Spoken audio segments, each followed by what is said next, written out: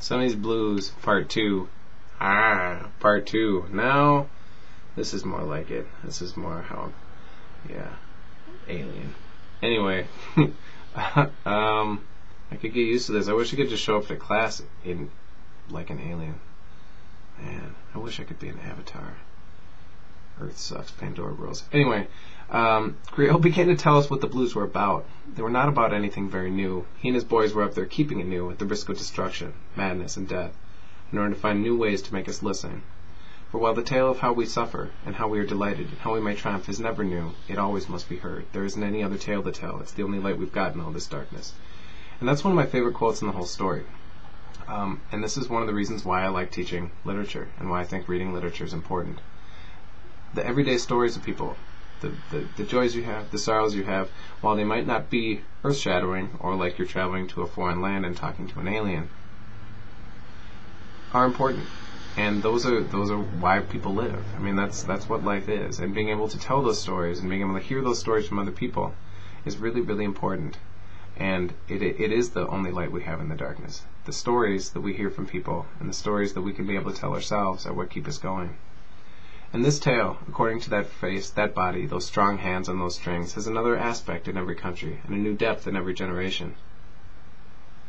Listen, Creole seemed to be saying, listen. Now these are Sonny's blues. And he made the little black man on the drums know it and the bright brown man on the horn. Creole wasn't trying any longer to get Sonny back in the water. He was wishing him Godspeed. And then he stepped back, very slowly, filling the air with the immense suggestion that Sonny speak for himself. Then they all gathered around Sonny, and Sonny played. Every now and again one of them seemed to say, Amen. Sonny's fingers filled the air with life, his life, but that life contained so many others. And Sonny went all the way back. He really began with a spare, flat statement of the opening phrase of the song, and then he began to make it his. It was very beautiful because it wasn't hurried, and it was no longer a lament. The thing with music, and not even necessarily music with lyrics, is it is one of the most intense ways of conveying emotion. If you hear a song, or even just the melody of a song, it can make you feel things that you really potentially couldn't even communicate with words. And what he was playing was the story he was trying to tell, that he couldn't necessarily find the words to explain. And he made everybody feel it, and he made everybody understand it and know it. And if you hear a really sad song, it can elicit emotions and feelings in you that really, it's almost impossible to get in any other way, in my opinion. Then he began to make it his. I seemed to hear with what burning he had made it his, and what burning we had yet to make it ours, how we could cease lamenting. Freedom lurked around us, and I understood at last that he could help us to be free if we would listen, and that we would never be free until we did. Yet there was no battle in his face now. I heard what he had gone through, and would continue to go through until he came to rest on earth. Just from that song that Sonny's playing, he made his brother get it. He made his brother understand all the things he's been trying to tell him about his drug addiction, about the troubles he's had, about trying to escape from Harlem, and escape from poverty, and escape from his past.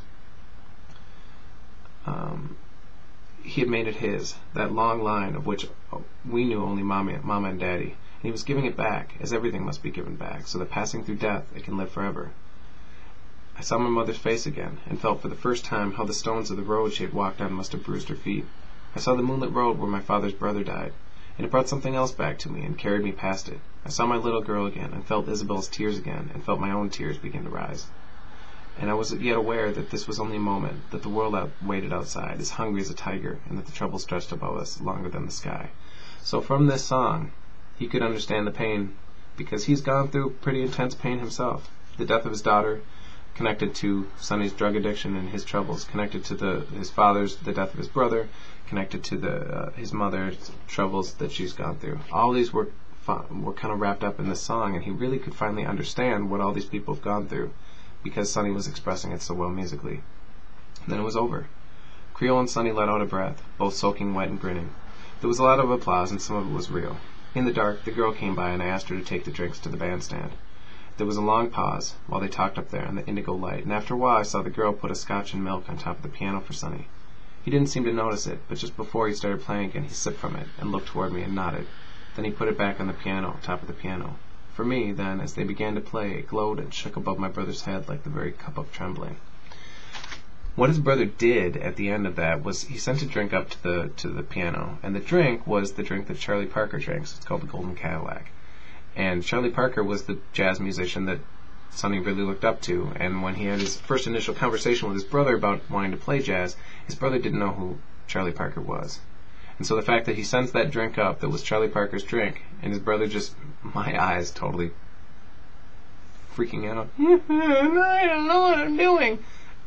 I don't know. Anyway, he sent the drink up that Charlie Parker drinks, just to kind of let his brother know that he gets it.